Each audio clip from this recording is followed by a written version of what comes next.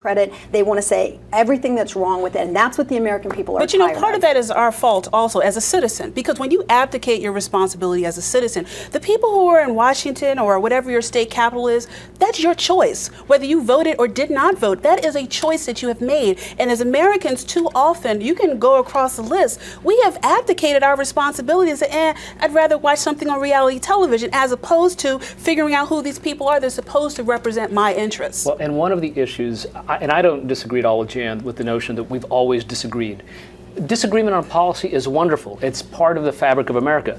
One of the great problems, though, is that when that is accompanied by a huge disparity in wealth, a huge disparity of the haves and the have-nots, and when you start turning and politicians do start saying you're either with us or you're against us, and I can't tell you how many times I've heard politicians say, you know, you're either with the United States or you're against it. And life isn't that simple. On that note, we're going to take a quick break, but we'd like to know where you stand on this issue. Do you think America is in decline? And if you do, what do you think the reason for it is? Are you blaming your elected officials, or are you looking inward and maybe blaming ourselves? Tell us what you think. You can email me or reach out to us on social media during this break. Welcome back, everyone. I'm Lynn Doyle. We're continuing our discussion here on the state of America with the question, is America in decline? If you want to tell us what you think, we're going to be checking in with some of our social media sites in just a moment. But first, I want to return to a conversation that we were having before we went to break, and then during the break we continued it here, and it was all about the divisiveness that exists in this country, particularly with the political parties, and whether the media shares some of the blame for that. The 24-hour news cycles, they have to have something to talk about, and so they just trash the other side. Yes, it's not just the size of the megaphone, but the fact that people have retreated into their partisan corners. And in some respects, the media, not calling balls and strikes the way they should have, but instead being biased, has driven people into those partisan corners. One more thing that we haven't discussed, that's absolutely critical, because as Jan suggested, if you go through our history, we've had lots of ups and downs and periods where the politics were absolutely abysmal, although they weren't nearly as publicized as they are now.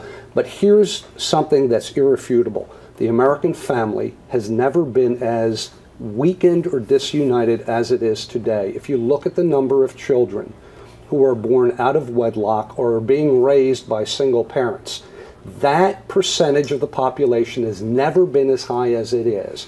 That is a pathology that is absolutely dangerous, because it means those children do not stand the best of chances for education, for employment, for happy, productive lives. But you know you're going to get reaction from viewers who are going to say, wait, people can raise children in a single-family household and have productive, successful children. It's been done. You can, but the odds are not as good if you have both parents on scene. That's not to denigrate the admirable job that many single parents do, but you talk to them and they say, wouldn't it have been easier had there been another parent? So do you think that we will see a cultural shift, and that it will have a negative impact on the future? And I think you can't help but have that. I agree completely with that. That, look, there's a combination not simply of breaking apart in many ways of the American families, but you look in urban societies and you look even in the suburban areas, it's an absence of shame. When I was a kid, if you were walking down the street and you did something wrong, somebody down the block would tell your parents, and you as a child would care about it.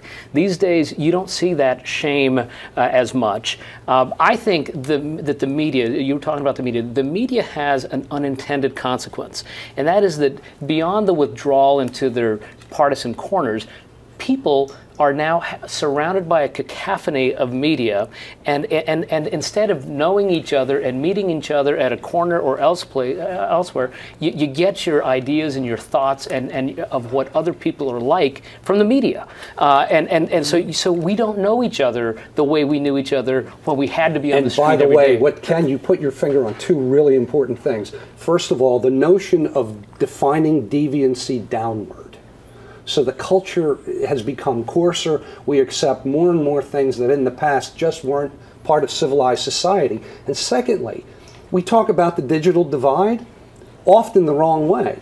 Technology has pushed people further and further apart so that you get your information and your views in your own biosphere. You sit there with your iPad or your laptop or whatever your PDA is, and you're not interacting with people in a cultural sense the way we once did. And we don't interrupt with our own families. I know my own family. And there are reasons for that. Exactly, but my own family, the reason my wife loves our August vacations is because we're all in the same room together every single night. We come back, we default into, one goes into one room, one goes into another, so we're not, even as a family, so extend that beyond the family. It used to be the family hour on TV. But let's talk about community also, because you guys bring up great points, but when we talk about the families are not together, why are a lot of families not together? People are working. They're trying to pay bills. Everything is going up more and more in price. They're trying to keep up with the Joneses to get the latest doodads or what have you. Let's talk about the point of media. Media, and let me be Republican here for a second, followed the marketplace. The marketplace said, okay, this is what's going to pay the bills,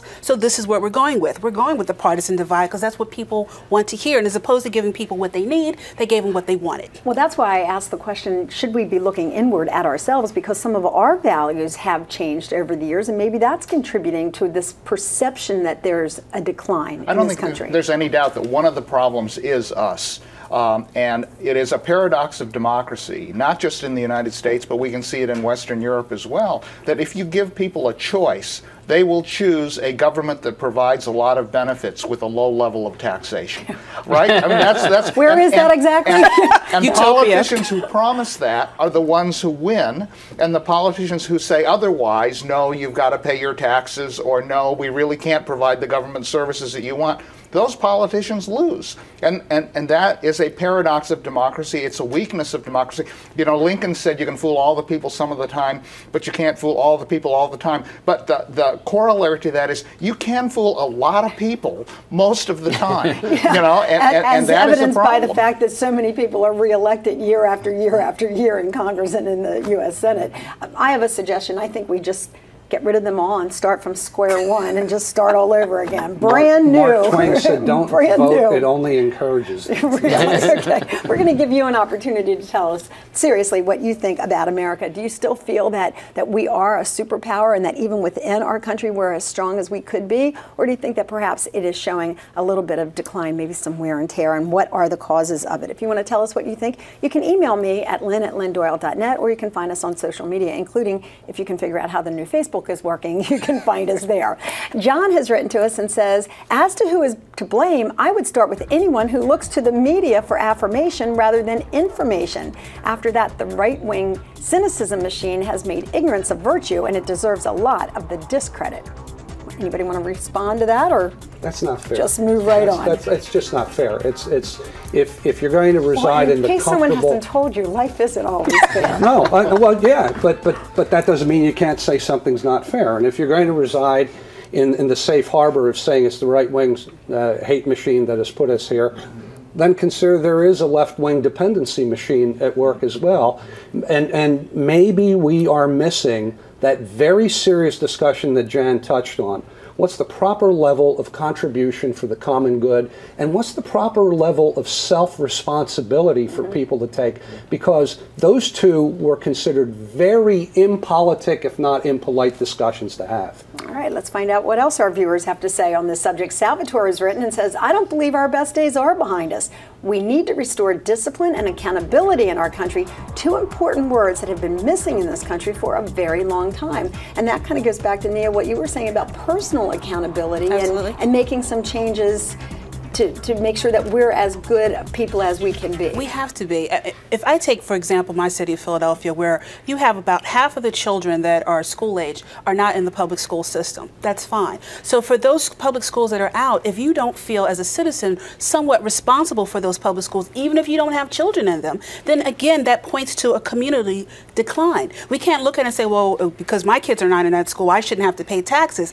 That's the wrong mindset. When we looked at everything as a holistic community, that we all had some stake in it, some skin in the game, then we're all going to move forward. And that's exactly what Ken's point was earlier in the show when he said, as youngsters, you know, we knew that we were accountable to all the adults in the neighborhood, not just our own parents. I do have to take another quick break. This half hour is just flying by today with this discussion. But if you want to tell us what you think, there's still time that you can email me. It's lynn@lynndoyle.net, or go to Facebook and find Lynn, It's Your Call Doyle, and we will share some of your comments about the future of America right after this.